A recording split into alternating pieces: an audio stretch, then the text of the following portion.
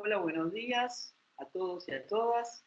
Esta es nuestra clase virtual de desarrollo turístico sustentable y turismo y sustentabilidad para las dos comisiones. Le damos la bienvenida. Saludos de Yasmín.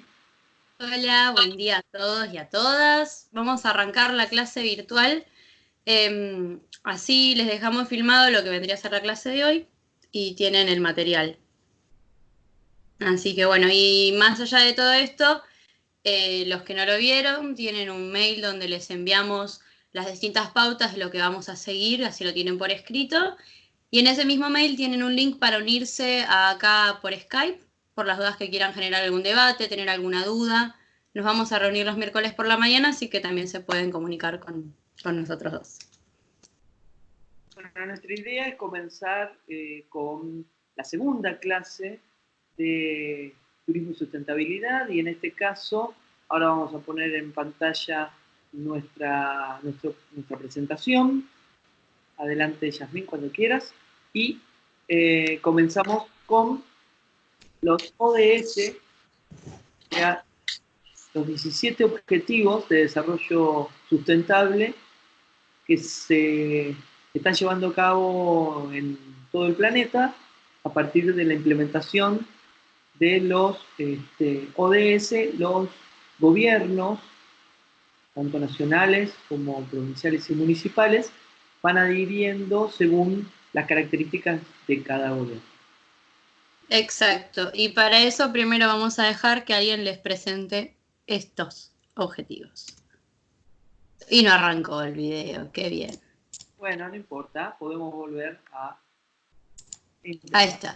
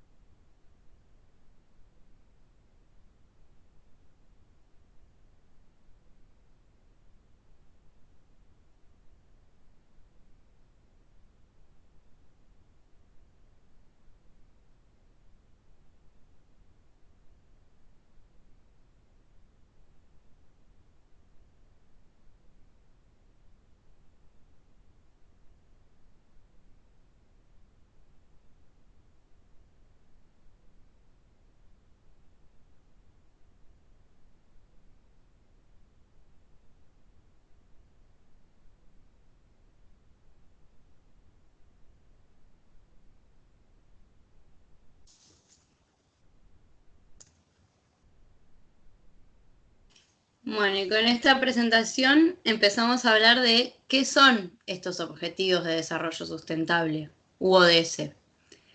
Así que bueno, estos objetivos forman parte de la Agenda para el Desarrollo Sostenible, que tiene estos 17 objetivos y 169 metas para lograr estos objetivos a nivel global. Como verán, los objetivos son súper ambiciosos porque dicen que para lograr un desarrollo sostenible tenemos que hablar del fin de la pobreza, la lucha contra la desigualdad, el cambio climático, todos temas que vamos a ir también atravesando a lo largo de la cátedra.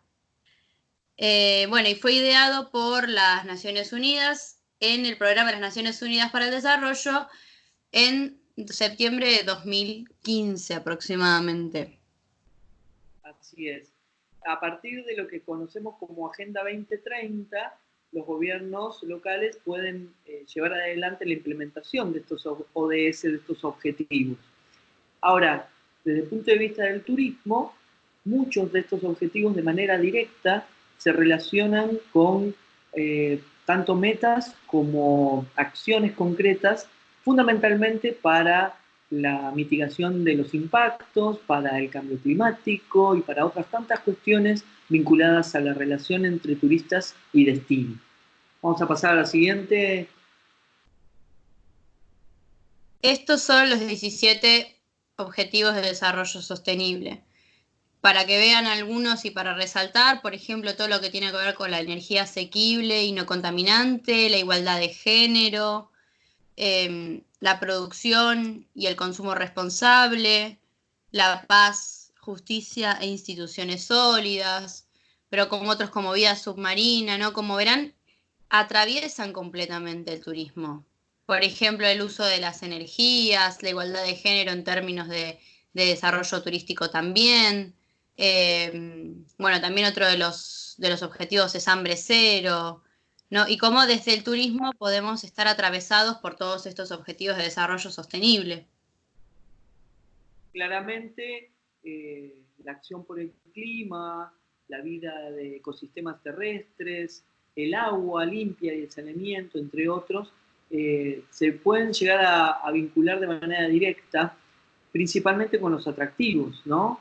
En cada destino. Pero también hay cuestiones vinculadas, por ejemplo, a la relación de las oficinas de información o los gobiernos locales a partir de esa vinculación que se establece en la comunicación con los turistas, en donde se busca, por ejemplo, comunidades y ciudades sostenibles, aquello que esté vinculado con el trabajo decente y el crecimiento económico, acciones que los gobiernos pueden llevar adelante a partir directamente de trabajo mancomunado con los vecinos, con una forma de vincularse, digamos, podríamos decir, de manera sostenible, ¿no?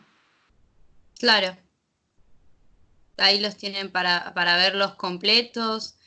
Más que nada porque son los lineamientos que marcan todas las planificaciones sostenibles en el mundo. Porque si no están agarrados a este tipo de objetivos, no estamos hablando de un desarrollo que se pueda dar a lo largo del tiempo y de manera sostenida.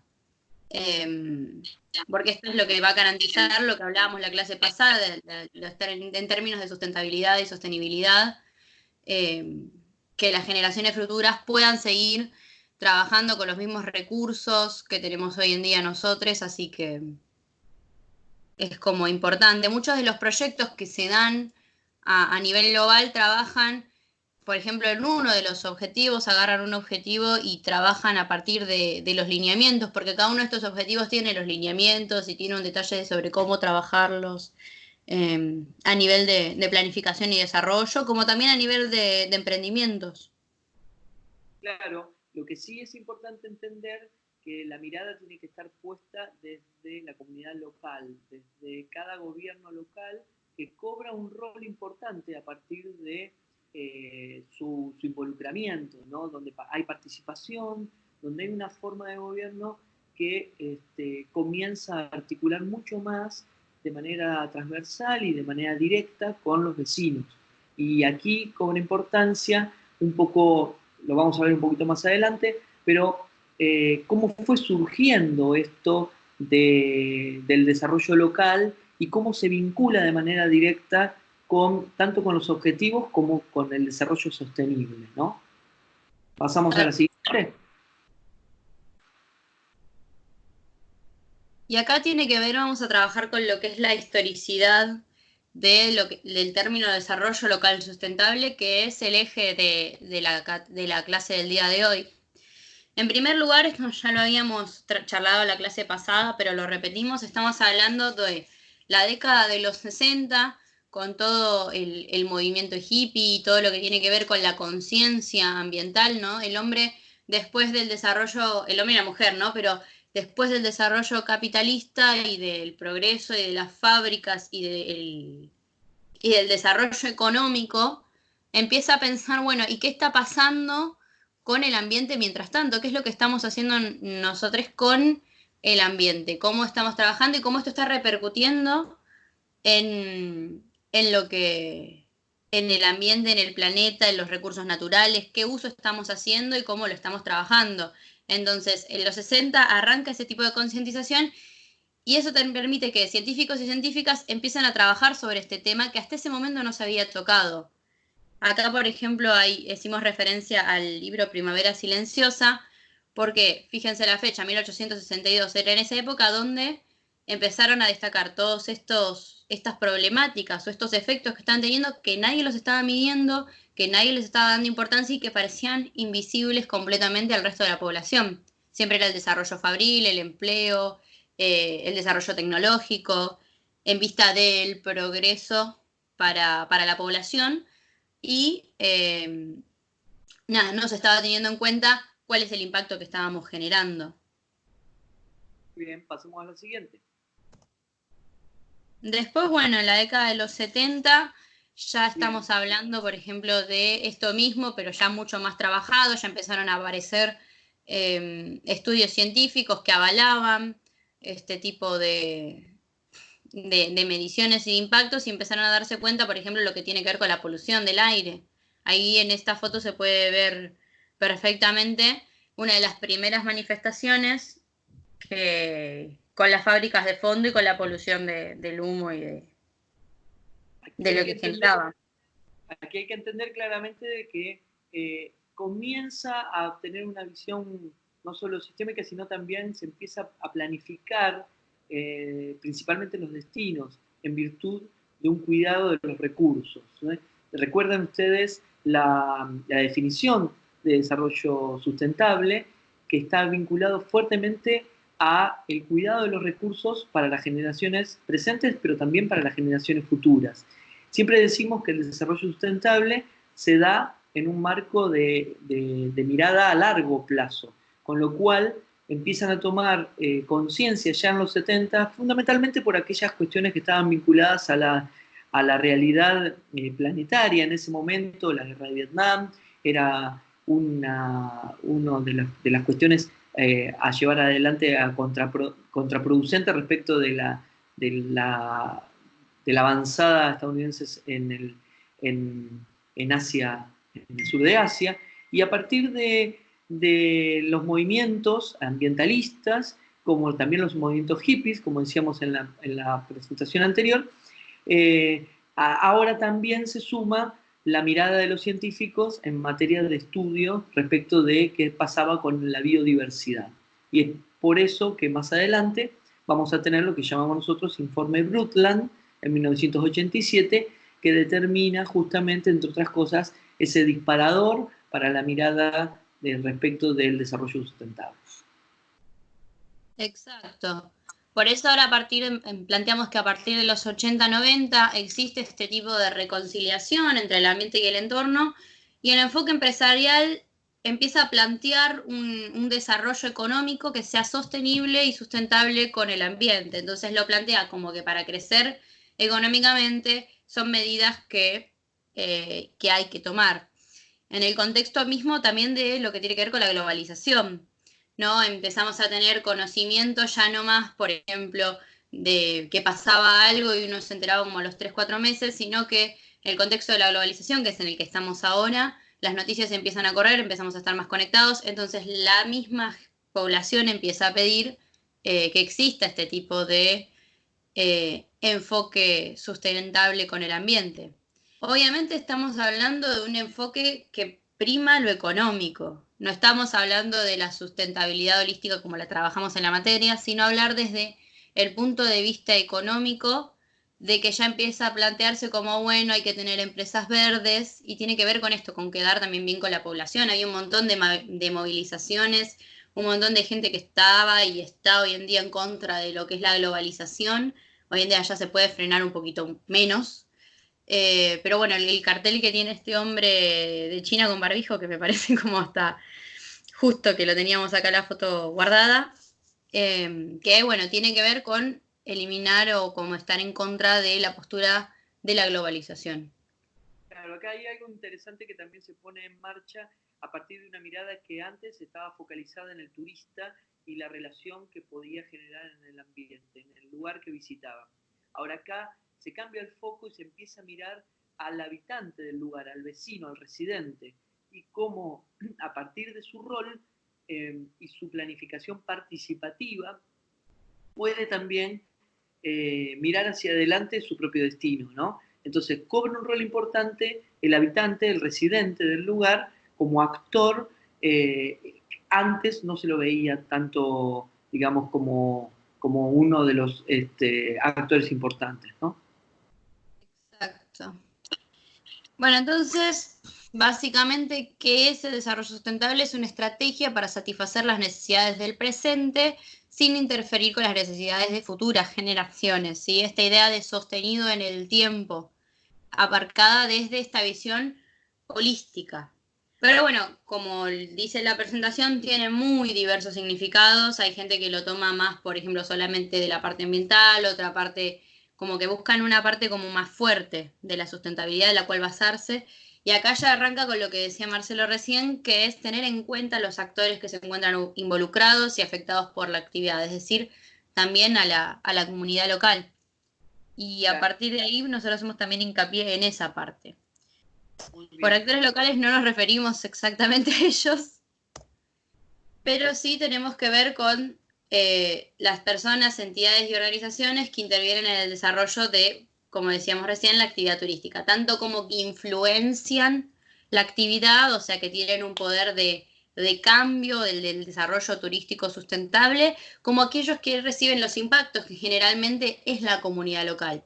O sea, no tiene el mismo nivel de influencia un privado, una agencia, la planificación estatal, etcétera, que por ahí la participación de los vecinos.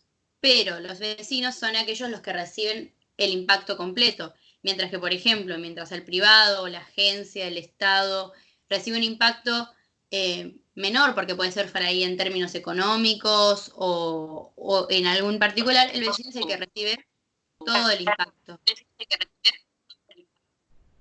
¿O se escucha cortado? Sí, ahora se escucha bien. Sí, sí. Lo que sí podríamos agregar a esto es que, como también lo aclarábamos en la clase anterior, el término de desarrollo sustentable tiene o está relacionado a 3 dimensiones de manera directa. ¿Se acuerdan que hablábamos de lo ambiental, lo económico y lo social? Ahora, ¿cuáles van a ser las estrategias de desarrollo puestas en marcha por estos actores locales en virtud de esta mirada que es diferente, ¿no? Cuando planificamos un destino turístico, tenemos que tener en cuenta, en todo caso, cuánto grado de afectación van a tener, digamos, por la actividad los vecinos, si va a haber un derrame económico, si desde el punto de vista social y cultural pueden ser afectados por ese encuentro entre turistas y residentes, si desde el punto de vista ambiental, después vamos a ver un término que es capacidad de carga, se pueden encontrar, digamos, afectados por la llegada de turistas. Bueno, justamente cuando ponemos en marcha estrategias de desarrollo con tan amplio rango, es muy importante que esa participación de los vecinos, de los residentes de cada destino turístico, cobre un rol significativo. Exacto. Y a ese tenemos acá la postura, ¿no? De tener en cuenta a la comunidad local como el eje fundamental para desarrollar la planificación de un destino turístico. Esto, Marcelo, puede ser mucho más, ampliar mucho más esta información, pero consideramos que tener en cuenta a la comunidad local como el eje para el desarrollo turístico sustentable es súper importante tenerlo en claro. Bien. Claro, porque justamente, como decíamos, ¿no? No solamente pensar en el turista en términos de la aplicación de los servicios y de brindar los servicios turísticos y que logremos calidad, buena atención con el cliente, la relación, ¿no? Que se establece entre cliente y producto, sino también la importancia del residente en este rol, en este nuevo papel que cobra significativa importancia por el hecho de que viven en el lugar. Siempre decimos que el turista visita el destino y luego se retira del destino y que puede quedar un pasivo ambiental que a veces hasta es, inclusive en muchos casos, irreparable, ¿no? Incendios forestales producidos por los turistas. Bueno, ¿cuánto grado de conciencia hay tanto en el turista cuando visita como en el residente para cuidar esos recursos? es un trabajo mancomunado y se hace entre todos. Tal cual, tal cual, tal cual. Así que Podríamos... bueno, sí. Acá tenemos, bueno, cómo debe valorarse las ventajas que conlleva y los beneficios, ¿no? de involucrar a la comunidad local en el desarrollo turístico. En primer lugar, mejora el resultado de las decisiones, porque es una visión aparte, la visión que tienen los y las residentes de un espacio es completamente distinta por ahí cuando uno llega bueno, a desarrollar una planificación o hacer un estudio o como uno quiere desarrollar un espacio turístico y la decisión y la postura que tienen los distintos residentes tiene que ver con una visión holística del lugar, tiene que ver con la carga simbólica que tienen los distintos residentes sobre el espacio. Sin ir más lejos, por ejemplo, estamos trabajando acá en el CIE Tour sobre San Telmo. Entonces, nosotros hicimos un relevamiento de la percepción que tienen los y las residentes sobre cómo se está manejando el turismo en el barrio. Y, por ejemplo, ellos, por ejemplo, señalaron algo que no nos habíamos dado cuenta y que hay alguien que si no vive ahí no te vas a dar cuenta, que es, por ejemplo, que en San Telmo faltan kioscos, falta mercería, faltan todos esos negocios de barrio donde vas a conseguir, por ejemplo, la mercería o donde vas a comprarte un paquete de cigarrillos. Nos contaban que para ir a comprarlos se tenían que ir a otro barrio, desplazarse a otro barrio porque no había ninguno cerca. Entonces, eso, el aumento de los precios, son cosas que el residente logra percibir porque, obviamente, porque vive en el espacio y lo habita y habla de, por ejemplo, los distintos cambios que tiene el lugar, donde mi plaza, donde antes podía ir y estar ahí tomándome unos mates con mi familia, hoy en día está llena de turistas o no se puede ir o sí o no. Entonces, esa percepción que tiene el residente es clave para observar estas cosas que por ahí en la planificación se pierden. Bueno, justamente ahí también hay una cuestión que está vinculada de una manera u otra a la participación local, porque en la toma de decisiones, cuando ponemos en marcha cualquier acción, no va a ser lo mismo si está dispuesta de arriba hacia abajo, por ejemplo, por una decisión unilateral, inclusive en algunos casos de algunos gobiernos, sino de una manera más participativa, donde el vecino formó parte de esa decisión, donde poner en marcha, por ejemplo, el desarrollo turístico se pudo llevar adelante a través del consenso, de la participación de todos, ¿no? Y cuando decimos todos en todo sentido, desde las instituciones, una sociedad de fomento, un centro de jubilados, no solamente aquellos que forman parte del hecho turístico, de la actividad en sí, los prestadores de servicios, por ejemplo. Entonces, por un lado, mejora el resultado de las decisiones, pero también permite que sea fácil la implementación, porque están todos conscientes de que todo lo que se decidió mancomunadamente, ¿no? De manera participativa. Y por otro lado también legitima aquella acción que va a llevar adelante como una política puntual de promoción turística o de desarrollo en particular o simplemente de mejoramiento de una plaza, ¿no? Por último, tiene que ver con la conciencia, ¿no? Con aquello que está vinculado directamente con la conciencia ambiental, el cuidado y también la conciencia respecto de la atención de un turista de una manera sustentable, ¿no? Claro, claro, perfecto. Pasamos a la siguiente. Sí. También, bueno, tiene que ver con las consideraciones relativas al derecho, a la justicia, hablando en términos de, bueno, el derecho de habitar un espacio, de poder disfrutarlo. Y acá tiene que ver con lo que hablaba Marcelo recién, de la intervención que tiene que tener la comunidad como en el proceso de desarrollo, o sea, como un derecho de participar en la planificación de su barrio, de su localidad, de su pueblo, de su ciudad.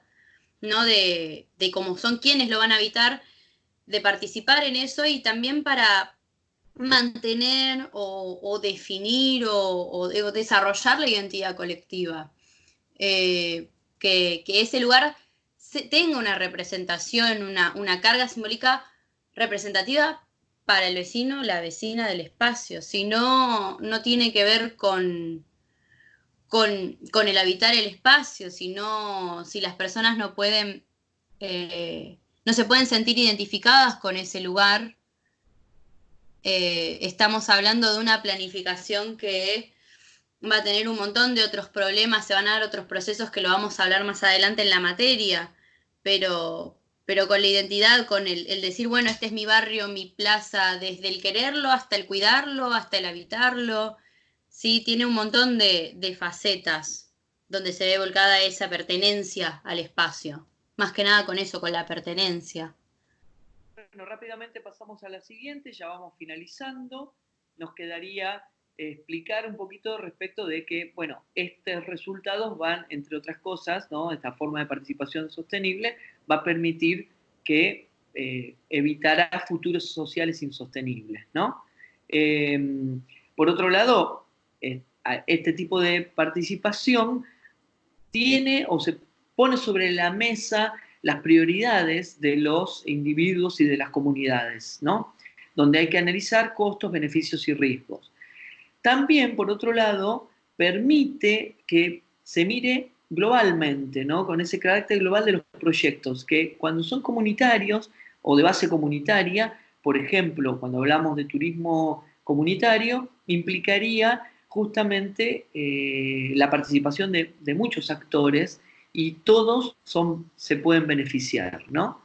Bueno, por otro lado, muchas veces cada desarrollo local en cada comunidad puede ser distinto, porque puede abordarse de manera diferente, porque hay cuestiones históricas diferentes, porque hay cuestiones que también están vinculadas al territorio, muy diferentes. Bueno, la puesta en marcha de las prácticas sociales y de las propias instituciones que participan tiene un rol importante, pero también va a ser diferente en cada destino. Exacto. Y este término que estaba hablando Marcelo, de trabajar con los actores y de adaptarlo a cada destino, tiene que ver con este concepto con el que cerramos la clase de hoy, que es el concepto de gobernanza, ¿no? Establecer estas redes de cooperación y coordinación entre los actores, adaptados directamente a las características de cada uno de los destinos. Bien. Y por otro lado, el proceso de decisión entre el público y privado va a mejorar la gestión de los conflictos de intereses, ¿no? Porque, entre otras cosas, lo que permite es que se pueda establecer una relación más mancomunada entre los distintos actores, ¿no? También mejora la toma de decisión y, por último, se puede establecer un sistema de trabajo que es conjunto. Cuando ponemos, por ejemplo, en marcha una acción, ahora que está sucediendo esto del coronavirus, ¿no? Como ejemplo, en alguna localidad turística nos ponemos de acuerdo con los actores de manera directa, por ejemplo, aquellos que están ligados de manera directa con la hotelería. Y comunicamos con una acción directa y definitiva, ¿no? Pero siempre mancomunadamente, al sector público con el sector privado, respecto de cómo llevar adelante, por ejemplo, el cuidado, cuáles son los turistas que deberían quedarse en cuarentena, etcétera, etcétera. Estas acciones que se toman de manera rápida tienen desde trasfondo una tarea que viene ya de mucho tiempo. Entonces, cuando se toman decisiones de esta manera, estos procesos de decisión son más fáciles de implementar. Cuando hay una comunicación permanente y una toma como decía recién Yasmín, la creación de redes de cooperación y de coordinación entre todos los actores. Así que bueno, ahí está perfecto como para tener una primera clase. Así que con este concepto ya cerramos, ¿no? Con lo que decía Marcelo y lo que recalcamos, ¿no? De la visión holística, de la coordinación entre distintos ámbitos que favorece al desarrollo de la sustentabilidad, pero también favorece en la toma de decisiones, todo se hace de una manera más fluida, si se puede decir de una manera, donde si está mancomunado el sector público, el sector privado, los vecinos y las vecinas, por ahí en el primer momento es más difícil de organizar, pero después ya fluye y la toma de decisiones es mucho más Bien, sostenible. entonces con esto estaríamos cerrando la segunda clase. Seguramente, bueno, le vamos a enviar por aula virtual las tareas, la bibliografía, por supuesto, para que podamos en la próxima clase tener algún informe y debatirlo inclusive entre nosotros a partir de la utilización del aula virtual y a partir